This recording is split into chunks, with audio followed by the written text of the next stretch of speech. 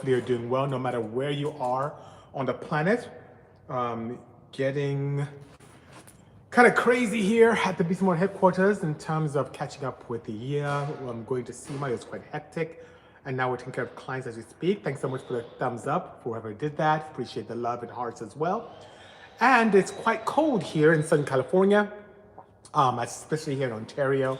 So I have my beanie on, my jacket is just freezing, but we're making the best of it. So I have all of you, including BDW05 says yo, and Checo Marks asking where the Odyssey is. It's at home. But I see you on Instagram, so thanks so much for being part of this Bisimoto Tech Tuesday. Those of you on YouTube Live, appreciate your presence as well and allowing me to use this as an archiving moment. TikTok is in the house, courtesy of Chris the Natural, also saying what's up, bees. Good seeing you as well, sir. And through the podcast networks, whether it's Spotify, Podbean, Apple Podcasts, you name it, we are here in the flesh, making things happen. Whether you're using the Lee, the Lou or so on and so forth. It's just crazy. Hanky says it's only 79 degrees. Brr. Well, not in here. We are in the 60s here. And it was 40 degrees plus this morning when I got up. So it's cold for us here in SoCal. Hello, Dizzy. Thank you so much for joining. Luis Alfonso Jaramillo. Hola to you as well. Ashton Campbell says, haha, in Washington, it's low 40s with winds up to 10 miles an hour. I will go bonkers. That is crazy, crazy, crazy indeed. Ghost of a Prostitute says, did you sell the Waggle van? I see Michelle in my neighborhood. The one that's been going around that you may have seen is the first version of the wagon. The second V2 wagon is right there in the showroom. So I still do have that one.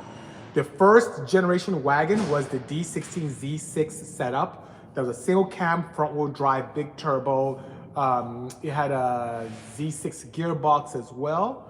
And ran on E85 after it did some gasoline and water methanol. So it's really, really good setup. That one did 726. This one does 777, but it's all-wheel drive, sequential gearbox, and also a K-series engine. So I sold the first one, parted out years ago, decades ago almost, and then the version 2 is still here in-house. Okay, getting some love here on TikTok. Thank you so much, Static. Appreciate you indeed. Thank you, thank you, thank you. And, oh, I missed so much. Forgive me, my IG friends and family. Hello to the best, says 8082 Fayette Street. Thanks for the kind words. Italy's in the house, courtesy of Snow Muffler, saying I'm special. Appreciate the kind words indeed. Trying to manual swap an Odyssey, says 1090 Rico. It is a lot of fun. In our Odyssey, being that it came with a J35Y engine, the gearbox is the same as the Acura TL Type S. That had the K24, that had the J35 in it as well. Also very similar to the manual Accord. You can use that gearbox, comes already with a limited slip, so it's great. Somewhat cost effective. You can find them out in the wrecking yards and so on and so forth. I think I used a gearbox from a 2012 or something like that, you know? So it's a lot of fun. The shifter I did use in the Odyssey was an EP9 shifter. It allowed us to have that kind of dash-based shift point.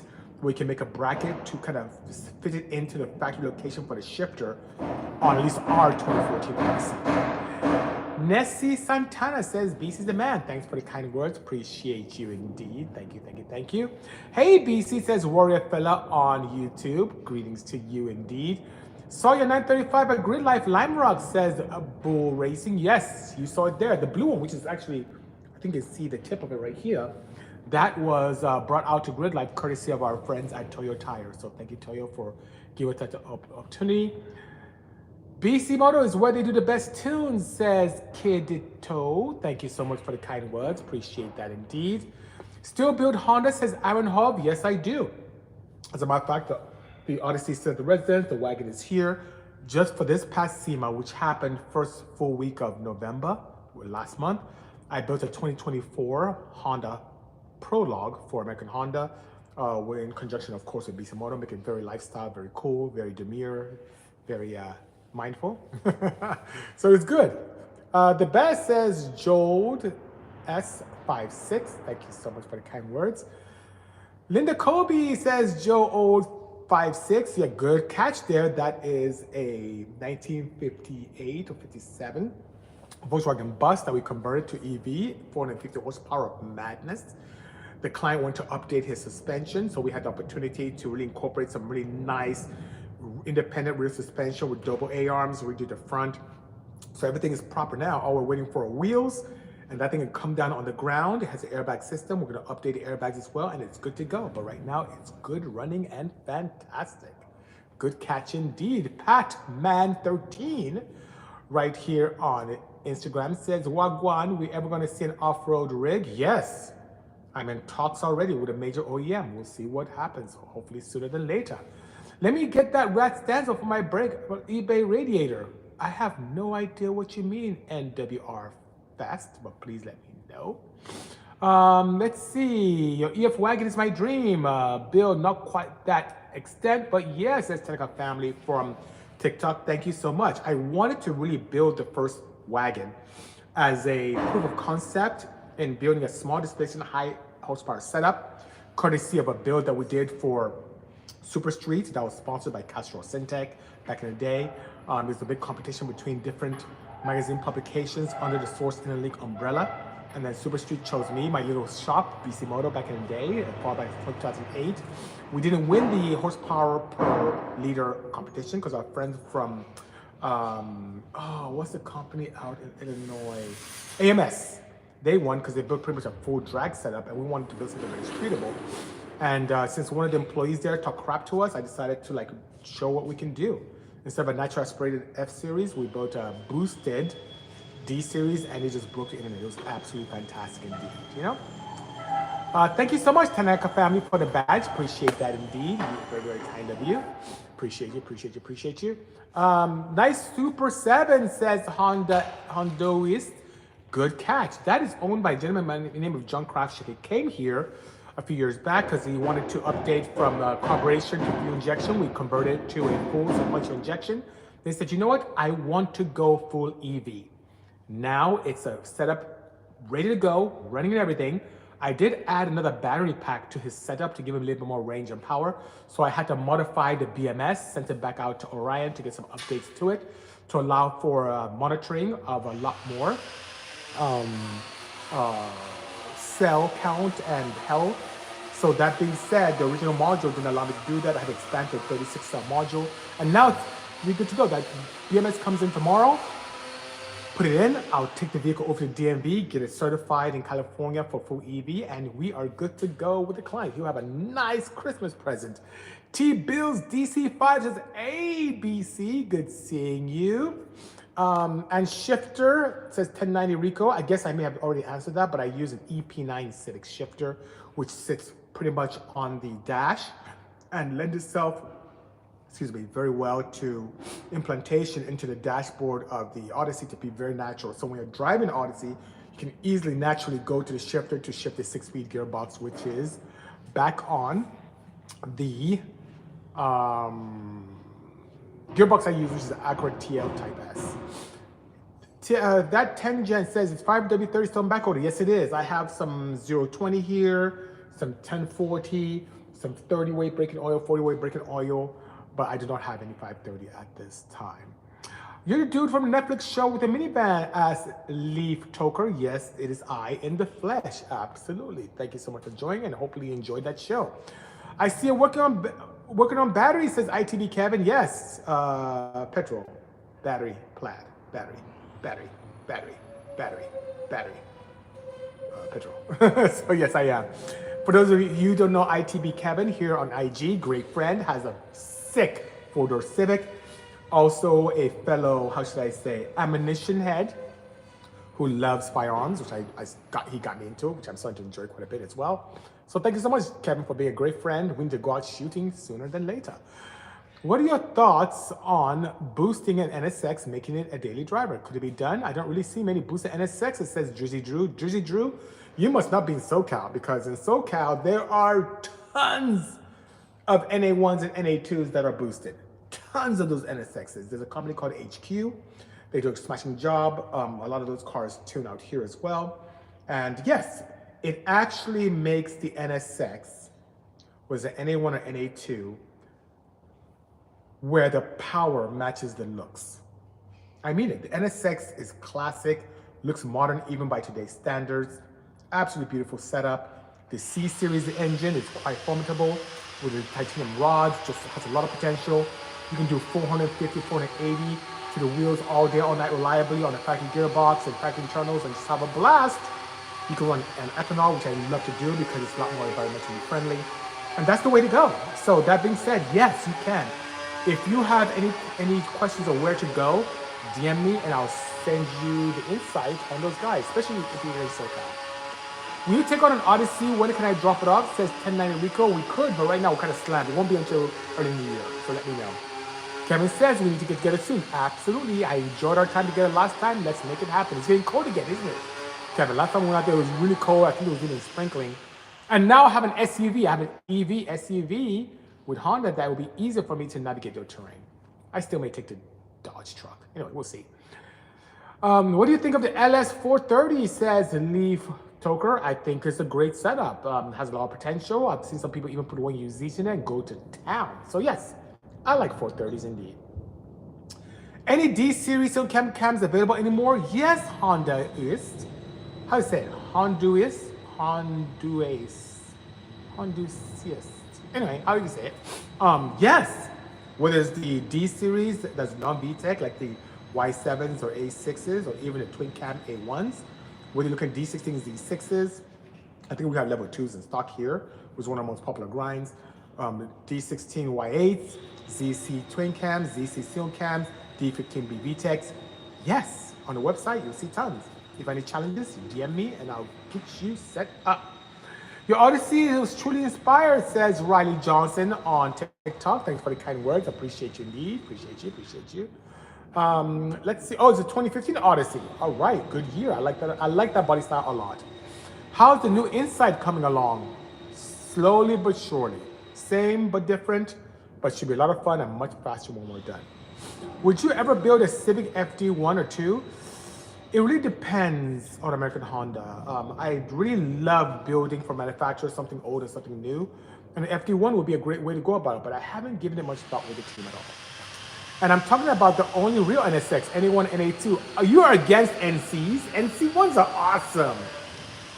And they're real too. I mean, the technology, it's crazy, guys. So what he's talking about is the original kind of wedgie NSX. The earlier ones had a proper headlights, the later ones did not. That's what he's talking about. So he's saying that the newer NC1s, which is the kind of the hybrid one, is not fun or not a real NSX. It is amazing. That NSX, which right now you can get somewhat for decent prices, has the same technology that you may see in a Porsche 918, which is over $1 million, or the McLaren F1. It's just great technology with all the Honda liability, and it's a lot of fun. And yeah, I remember going to Irwindale when I had a couple on rental from Acura. We were spanking people left and right. It was absolute bananas. Crazy indeed. So yes, you can boost NA1s and NA2s with much success. Would you ever work your magic on a Honda R18 engine? Would be interested to see how much power you can achieve. And Walker-san, shame on me, but I have. When the first HRV came out, we were able to extract a little bit north of 300 horsepower on R18 stock motor boosted, using an AMFIC as a fuel management solution at the time. So yes, we've done that. So if you go back and look for Bisimoto HRV, you will see what we did then for American Honda that was exposed in SEMA.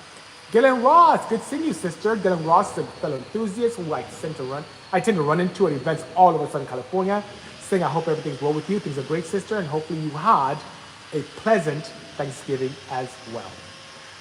Have you done both on my 370Z turbo? I've not done any turbo on the 370Z. I haven't done that at all. I haven't done much with Nissans yet, you know? Let's see here. Can you send me a motor for Christmas, please? Says Mike. I don't have any to spare, but nice try though. I appreciate your enthusiasm.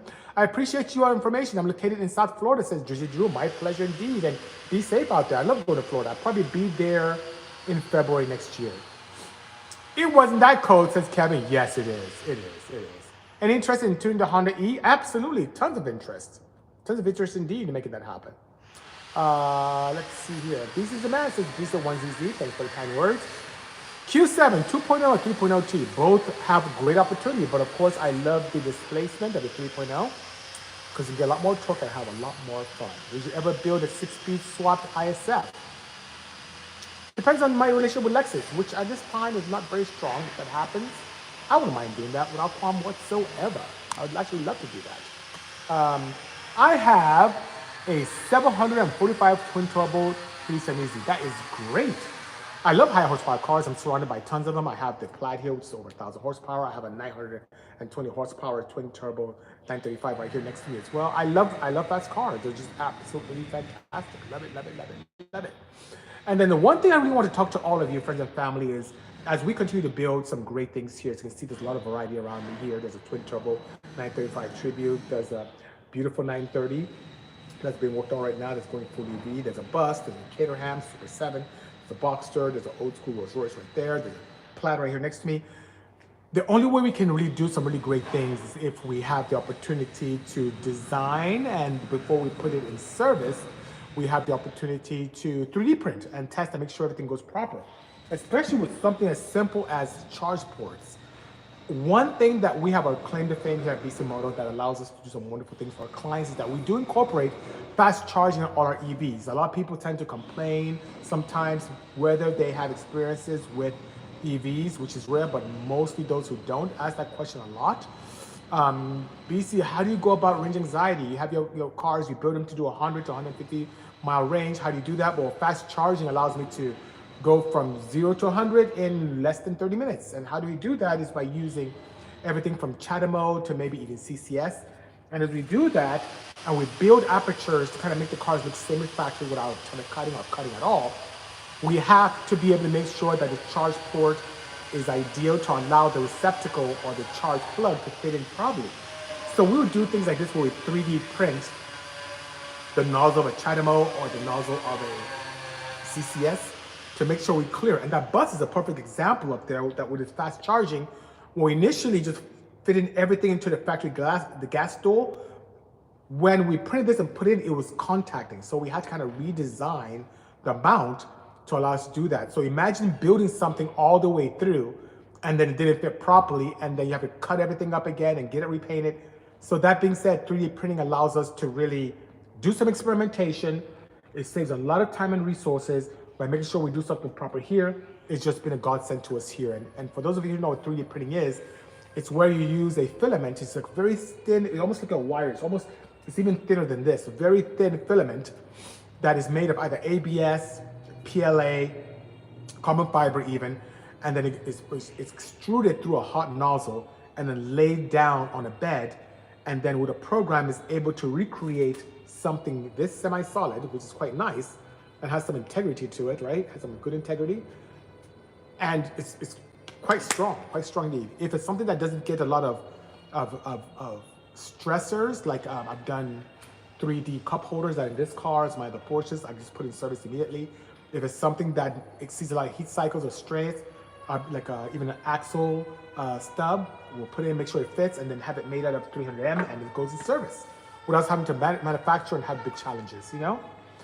Have you ever been on Netflix? Has Aram Janu? Yes, I have, on quite a few shows. The most popular one being Hyperdrive, which was filmed on the East Coast, and the host of that was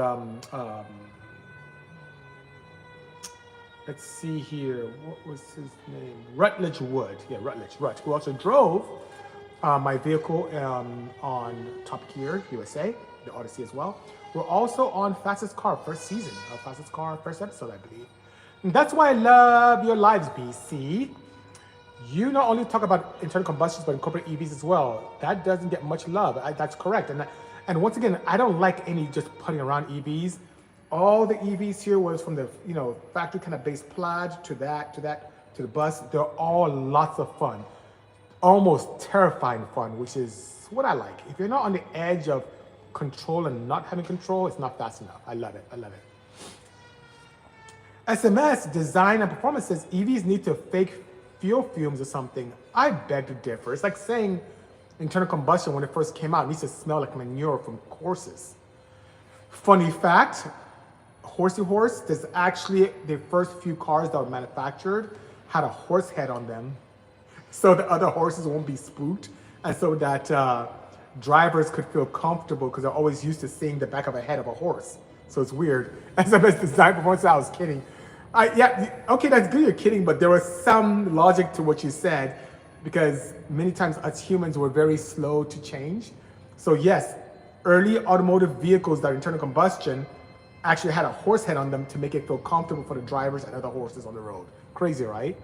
I love how cars just getting into them. Oh, I love cars just getting into them, says Jet on YouTube. Want to go to school and I love it. I love it. I love speed. I love cars. They are truly complex. Well, to be honest with you, Jet, we need more creative engineers. So if you have interest in things automotive, go to school, study mechanical engineering, do something along that vein. You will just be an amazing individual, you know, especially what we need. I'm 53, says SMS Design and Performance. You're still young, still a baby indeed, you're a baby. EV Caterham says Bunta 9086. Sounds interesting, but I like to have electric CRX. I know a lot of people would hate that. Yes, people would. And honestly, Bunta, I have been accustomed to hate. D-Series, do you know? You guys don't realize, okay, so some of you who may not know me, back in the day when I was in school, I used an engine that was unloved, a single cam engine, D15 and D16. And it's really sad that a lot of people hated that engine because they felt it was from a corner box, lackluster, not very performance oriented.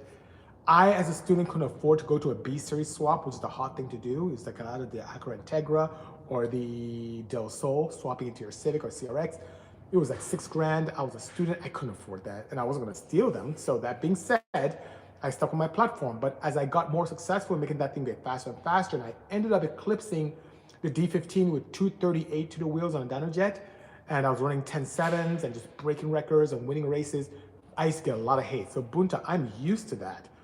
Fast forward today, I'm getting into the electrified arena, performance electrified. I'm not a fan of just putting around EVs. I like fun EVs. I'm getting a lot of pushback there too, a lot of hate too. So just do what you want. Do what your heart desires. Whatever passion you have, go through it, stick with it, and master it. And that's what I've done. It's allowed me to have a decent life. It's allowed me to have a great team and make a lot of friends in the industry and just, you know, just great things. And speaking of industry, a happy birthday to Joseph Gatt of Game of Thrones, Banshee, Dumbo, what is it? Oh, Star Trek Into Darkness fame, Black Adam fame, just a great actor, good friend. Today's his birthday, so if you guys haven't seen him, say happy birthday to him somewhere on his social networks. Just a great guy indeed. I'll start my studio here. Something's going on with my okay. Sorry about the noise in the background. My team, they are working away, which is great. I am teaching an electric vehicle hybrid course, says Magnet Motive EV, at both Saddleback College and East LA College. That's great. Thank you so much, sir. Appreciate that. So contrary to some popular belief, some people think that EVs don't need any maintenance or repairs whatsoever. The future requires us to understand the technology, and there are opportunities for service and also repair. So the fact that Magnet Motive EV is assisting in educating many of us. Enthusiasts around that is a great thing and something that can pay dividends in the future. So appreciate your dedication, sir. Thank you, thank you, thank you. SMS Designs and Performances, I love the sound and smell of a high-powered combustion engine. A lot of people do. I am limited because here in California, if it's a car that's not 1975 or older, you cannot do that. Above and beyond that, I'm not a huge advocate of what the pollutants that come out of combusting hydrocarbon fuel tend to emanate, whether it's oxides of sulfur from the sour crude that's being removed from the earth and not completely desulfurized, or NOxes, which comes from combustion in the presence of nitrogen. All those things are not great for our environment. They also have the opportunity to create acid rain and all that fun stuff. Not fun, but I'm being sarcastic there. But EVs, especially now that we have clear technologies with mining and things can be recyclable and we're upcycling using components that already exist, it is fast and zero emissions completely, and California is all embracing of it. So that being said, I love it.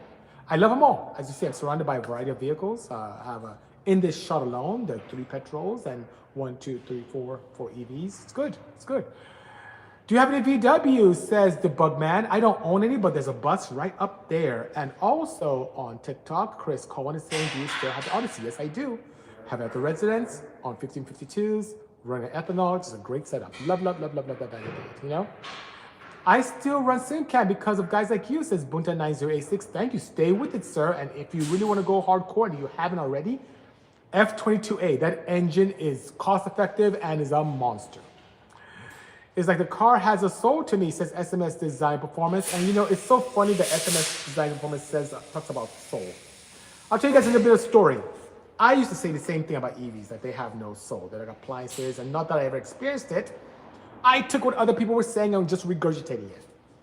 When I drove the pink and gray 935 Tribute that I built, the K3V, the first time that I hit the pedal in the back of the shop, I almost passed out. I'm telling you, that car has more soul than James Brown.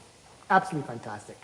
Take you a step back, SMS Designs and friends, to when the most recent GTR came out. When the Skyline GTR hit the shows in the United States, this is the newer version, newest version, that's like this currently being out, like kind of discontinued, but may come back in a different configuration. Anyway, when the current one came out, journalists were complaining too. This thing has so many nannies, it has no soul, has no soul. Look at the GTR now. Look at how it's revered as one of the most amazing performance cars that ever existed on the planet. But people also said then that car had no soul because it wasn't a 6-speed, or because it had a lot of electronics that assisted you in being a better driver and a faster driver. And now people just loved it. You cannot say anything bad about the newer all-wheel drive Skyline, whether it's the Black Series or Standard. They're just amazing cars and people respect it big time. But I remember not too long ago, people said it had no soul too. And I'm telling you, driving a bone stock Model 3 like what I have over here, and kind of judging all EVs by a stock Model 3 or Model Y, I get it. It feels disconnected. It's not super crazy fast, not a lot of crazy fun. But it's like comparing every internal combustion engine to a stock RAV4. There's a white RAV4 right in front of the shop here. You drive that, it doesn't invoke any soul. It doesn't feel like anything fun. It feels like a RAV4. So I would say the best thing to do is compare apples to apples. Have us build you one of these amazing Bisimoto performance EVs, whether it's a classic Porsche or a Caterham or a bus. And then let me know after you drive it if it has no soul. You will be politely, pleasantly surprised.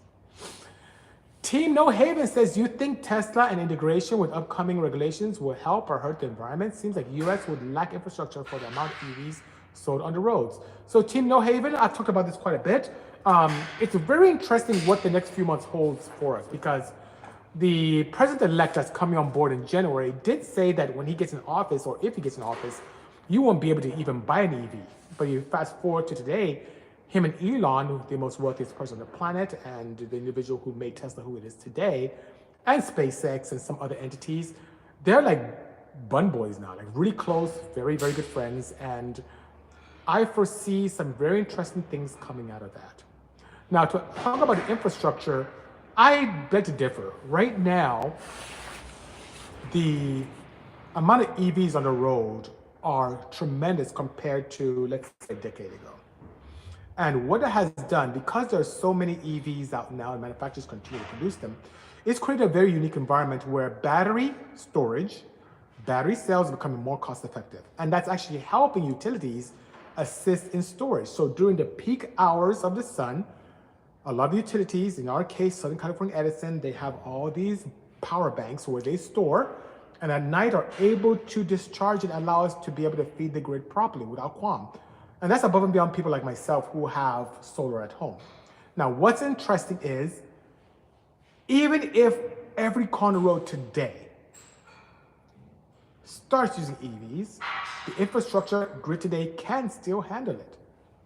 My concern is not with EVs when it comes to the grid. My concern are twofold. One, with mining of crypto, which is very, guys, don't even take my word for it. Look into how much energy it takes to mine crypto and compare that to EVs. Then there's another facet, I should say, not facade, but facet that exists, AI. We have the new iPhone 16 coming out. I think it's already on the market. It's chock full of AI. our social networks nowadays have a lot of AI. Do you know that every time you generate an AI picture, just one picture, it's equivalent to consumption of energy of a refrigerator for 30 minutes. Think about that. And there are billions of people on the planet and billions of people going to be using AI. That is very demanding. That is where we need to really find ways to really beef up our infrastructure, because with a combination of AI and mining of crypto, EVs are nowhere near it. And I get the narrative, I hear that from big oil, it's a rubbish narrative. There are more concerns that we should have with technology that's emerging that is more detrimental to the grid than electric vehicles. Let's see here. I feel like we're ready for a hybrid cars 2.0, says Tim Millhaven.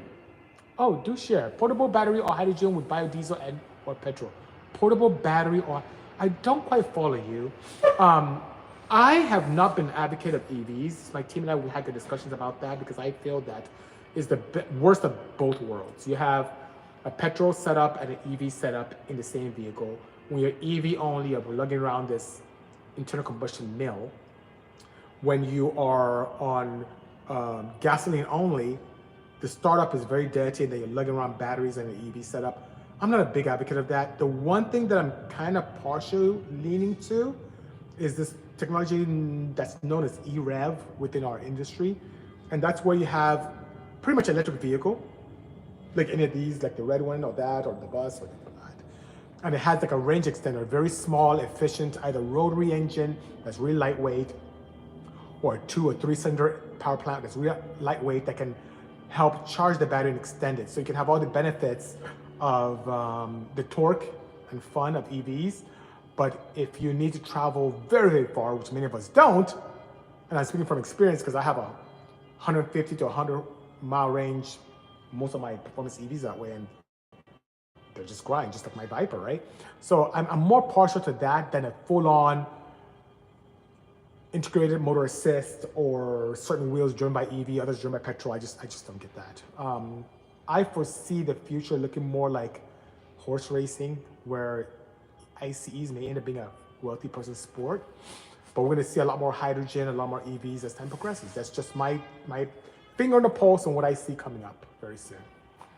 I've gone high when I had exhaust leaks, so good and bad, but stuff happens with cars, says Velside Promoter 32 GTR. Yes, every type of propulsion has its benefits and its disadvantages.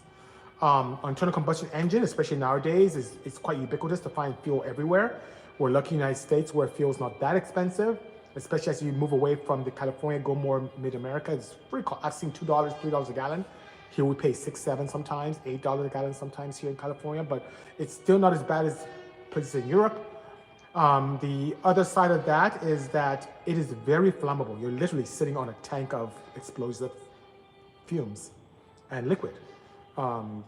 Gasoline fumes are very, very, very easy to ignite and are quite dangerous, but we've been accustomed to being able to keep all the safety stuff in place to make it happen. But it's just very, and then some people like the sound. It's an inefficient engine, but we're able to use gearbox to kind of stay in the sweet spot of power.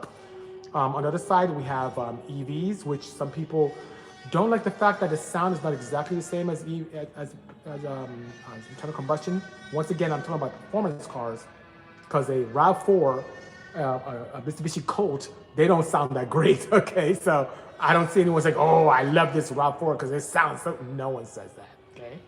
So that being said, performance EVs do have a nice sound, which is pretty cool.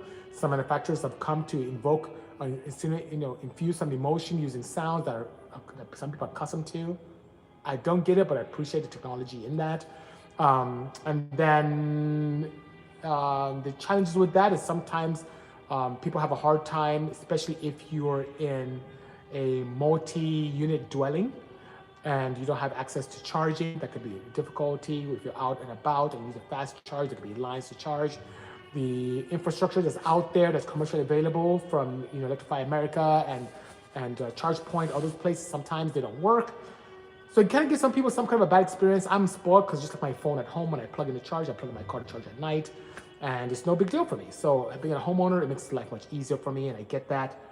When it comes to hydrogen as a fuel, there are also setbacks there. There's hydrogen embrittlement that can happen with anything that is aluminum based. It can fracture and leak out, highly flammable as well. You need to have certain safety precautions with the tank and so on and so forth. You have to know how to tune it properly. And then even with all that great stuff, when you do hydrogen for performance applications where it's a combustible fuel, you still can have oxides of nitrogen, which is not best for the environment. So that being said, there's no free lunch. There are pros and cons. I like to enjoy all of them, whether it's hydrogen, petrol, alcohol-based fuels, race cars, EVs. I love them all. If it's fun and fast, I'm all about it, Got any Z3s in there? Asked Podge Gaming from TikTok. No BMW Z3s. I've never even owned one. I think the closest thing to that I've owned is a 325i. Motek and hello Gabe sir, says Greens BC. Want to share that I had a blast at Hyundai in Festival. Nice, I didn't even know about that. Got to drive my N on the Sonoma track and the intercooler did really good. Thank you so much, Motek N. And Motek N has the Bisimoto CSF intercooler for Veloster N. Is well designed with zero pressure drop, just like factory. A lot more surface area, a lot more cooling, just absolutely fantastic because it's one of the Achilles heel of that setup is inefficient factory intercooler, which is okay for factory drive, but when you have fun, it leaves some power and reliability on the table, Yes, biodiesel would be safe for emissions. It depends how it's combusted. Even with biodiesel being, biologically created through oils or biomass, it can still be dirty for the environment if not combusted properly. But batteries won't degrade for hundreds of years, so what's the point? Well, SMS, great question. They can be repurposed and recycled. You can literally take 100% of any lithium-ion battery in here and recycle it for second life usage in another vehicle or in home storage. So yeah, it can be used. Unlike once you burn gasoline, SMS design and performance, you do not recoup it again.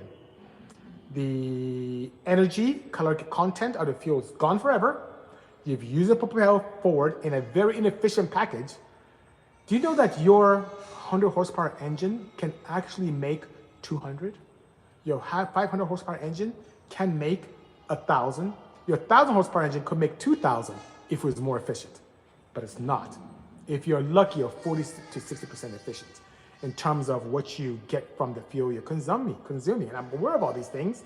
You lose so much to heat, so much to sound, and so much to radiation. It's just not good at all. I'm getting so many crazy messages from time to time. But nonetheless, yes, every type of propulsion has pros and cons. It's up to you to decide what you find appealing. I love the speed of EVs. I love the fact that I'm not having any tailpipe emissions. I also do miss the sound of internal combustion engines. I've never been a fan of the smell of combusted fuel. I like the smell of regular gasoline. I'm one of those weird guys. In combustion, I do like the smell of ethanol. It smells almost like tequila. It's pretty cool. I like that. After driving some of the performance petrol cars I have, it is a little bit too loud after a while. So the EV is a little bit of a advantage there. I can appreciate them all. I like them all. Please stop asking. Ask, can we get a tour? My equipment, I get this almost every Tech Tuesday. It's kind of challenging, but I have a whole rig here. As I mentioned, I have you on TikTok. I have my friends on Instagram and also on YouTube live. And I have a whole rig here. It's kind of hard to walk around. I would do a dedicated video one of these days, sooner than later, about the shop with a tool. The GTR is just too fast to me. I'm more of an FD guy, says SMS Design Performance. And by the way, sir, I do appreciate your interaction with me today. I appreciate you indeed. I want to get behind the modern technology, says Bunta9086. But to take a $3,000 vehicle and have to spend upwards of $20,000 just to convert it and go less than 100 miles is not a decision most people would trade. Bunta, if I break apart your comment, that would also get rid of a lot of performance internal combustion engine things that kind of made us in this scene. So, for example, $3,000 vehicle. My CRX that I end up running nines with, all motor, I bought for $28,28. So I get it, right? They have to spend upwards of $20,000 to convert it. Wow. When all was said and done, my setup in that CRX cost me over $50,000. And then you also mentioned to go less than 100 miles. With my 1 gallon fuel cell in my CRX, that was $2,800, I would get 3 miles range. So at a 1-gallon fuel cell that would only go 3 miles, and I spent $50,000 to have fun, right? So we've been doing that with internal combustion engines forever. My range goal for the performance EVs I built was based on a very beloved, for me at least, a very beloved internal combustion setup, which was the 2014 Dodge Viper GTS. The Dodge Viper was turned on to me by a very good friend of mine, Ralph Gilles from Stellantis. He had me drive his 5th gen Viper, which was aptly named Storm because it was white, beautiful vehicle. And I fell in love with it and bought one from Detroit, sight unseen, black one, brought it here. Loved that thing. That thing was really, truly an American supercar. If you look back, I'll probably post it again. There's a video that Magnus and I did where he drove it for a day and he loved it. It's really America's supercar. It's an amazing vehicle, super underrated. Too bad it's no longer in production. But that vehicle made 640 horsepower, 630 horsepower thereabout, and got 100 miles with a full tank of gas. So Bunta, a performance petrol vehicle, a muscle car in the United States that was a lot of fun and street legal at the time, was 640 horsepower, 100-mile range, and that's driving normally. You have fun, forget about that, right? So that was my performance EV goal, to do that. So that being said, you could have the opportunity to experience one of my performance EVs that are 150-mile range and a lot more fun and quicker than the Viper, right? And more cost effective than the Viper. Now to go back to your question, if you get a battery from, let's say, Nissan Leaf, a second-gen Nissan Leaf, you can get definitely more than 100 miles. Those batteries are pretty cost effective. If you do a lot of work yourself, you'll not be spending close to $20,000. It'll be much more cost effective than that if you do it right. So yeah, I know I'm spending a lot of time, but your question is very good. It had a lot to dissect, and I just want to share my insight with you so you can get a better idea of where I stand. So yeah, it's really good. It's really good.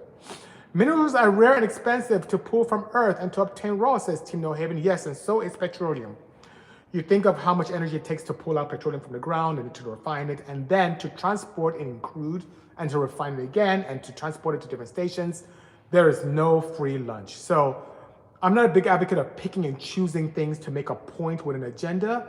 I like to just look at things wholeheartedly, and whether you're looking at battery, whether you're mining cobalt, or which by the way is used also in petroleum refinery, whether you're using lithium, we're looking at aluminum, any of the metals that you're looking at, by all means, they're all demand energy and they're all expensive. And hence we experience the results of that. And above and beyond that, of the propulsion technologies, and compared to two, one can be recouped continuously, almost indefinitely. The other one just goes away. So once again, I enjoy all types of propulsion. I just like to spread the love and experience as much as I can. This is a great time to be alive, guys. It's fantastic, where we can play around with hydrogen and gasoline and ethanol and methanol and ammonia and EVs. It's a great time to live as an enthusiast because we have so much at our disposal. It's just amazing, amazing, amazing. Texas infrastructure can't support EVs currently, not without blackouts. Team No Haven, Texas, because of their protocols with energy, has had issues before EVs. Has nothing to do with EVs. And I'm sorry that the infrastructure is not up and coming. I heard great things in a podcast that I heard through Inevitable with the Motor Trend Group, and that's with Ed Lowe and Johnny Lieberman, that things are happening in Texas to kind of update that. And it has to do a lot with climate and infrastructure, nothing to do with EVs at all. And as I mentioned earlier, forgive me for being redundant, I, for one, use solar at my house. So it's great. And there's a lot of sun in Texas, especially at certain times of year. Let's see here. Data centers are big dollars. Yes, they are. I agree. Big time. And you know, a lot of data centers are actually self-sufficient nowadays. I worked in IT and web until 1997 to the present. That's good. Good market indeed. Very good. Very interesting, Beast. He says Nate Mark 7.5. Thank you so much. Agree with the air degradation within EV. Still very low compared to us humans using it daily. From ChatGPT, writing a sentence, to drawing pictures, to cartoons, to I'm so afraid what's going to happen with very soon from iPhone 16 onwards, it's going to be really AI heavy based. It's very demanding on the grid, significantly demanding. I support the Toyota solution, hydrogen power banks. Team No Haven, enjoy them all, drive them all, and then talk. Once again, I'm starting to see a trend here, a pattern. I see a lot of regurgitation of what people have heard without experience. I've seen a lot of people compare, even if they do have experience, a C8 Corvette to a bone stock Model 3. That doesn't make sense. It's like me comparing my stock CRX to a Rimac. I'll be like, oh my God, internal combustion sucks. This stock CRX is a stock, bone stock CRX. I'm talking like first gen CRX to a Rimac. That doesn't make sense. My advice would be experience the experience, go to Electrify Expo, experience a factory petrol car, which you may have, experience a factory EV, then have the opportunity through one of the tracks locally or one of the racing organizations to experience a high performance petrol car and a high performance EV. They are both a blast and a lot of fun, just really, really a lot of fun. And as a true enthusiast, I can appreciate both. And by the way, this has come from someone who is anti-EV big time as recently as 2017, 2018. Against it, wouldn't sit in it. And how did I come across my biases? Listen to others, not my experience, never driven one, never sat in one, talking crap just based on what I heard from other people. No soul, no fun, bad for environment, used by tree huggers and people with hemp sandals is just really sad. So that being said, it's just very difficult. Shadowly Wizard is asking, why does a legend like this have only very few views? I'm being slightly shadow banned on YouTube recently, which is sad. Funny reason, the algorithm identified me as reposting content from someone else when all I was doing was downloading my Instagram videos and reposting my Instagram videos to my YouTube live, and they kind of throw me back because they didn't like me using, I guess, data from IG into their Google-based setup. It's quite sad, you know? Let's see here. I saw something good from Ricky made 4. I didn't realize We've a gas station downtown LA by Union Station. They always had high fixed gas prices, upwards of $7.99, $7.98, $7.98 per gallon. That's high end. You go to the East Coast. I was just in Atlanta, I think a couple months ago. They're like $3 a gallon. It's ridiculous. Ridiculous. Hello, eParse24. Good seeing you, brother. Thank you so much for joining. Appreciate you indeed. Let's see. You were on Netflix show, right? Yes, I was. Mark 5J. Thank you so much for joining. Appreciate you indeed. Having some great discussions here. Appreciate you. Matrix AI, baby. Yep. Have a lovely day, you awesome BC body, says Ricky Mada 4. Appreciate you indeed. Thank you. Hey, Bisimoto, can you check your DMs? I need your help. I will check it out, sister. No problem whatsoever. I get so many DMs a day. Sometimes things get buried. That VW was bad. Enjoyed it. I see my 2024, 25. Thank you, Tim No Haven. Appreciate you indeed. All right, guys. I'm starving. I'm famished. I'm going to head out. But it's a pleasure seeing each and every one of you. I will have this indefinitely, of course, here on Instagram and also on YouTube. TikTok doesn't allow me to keep it indefinitely, so you have to go to my other social networks, friends and family on TikTok. But it's a pleasure interacting with all of you. Stay cool this week. Stay safe. Keep your eyes open. Keep your mind open and enjoy all the beauties that our scene provides. Take care, everyone. Have a great one and stay safe. Cheers. Bye-bye.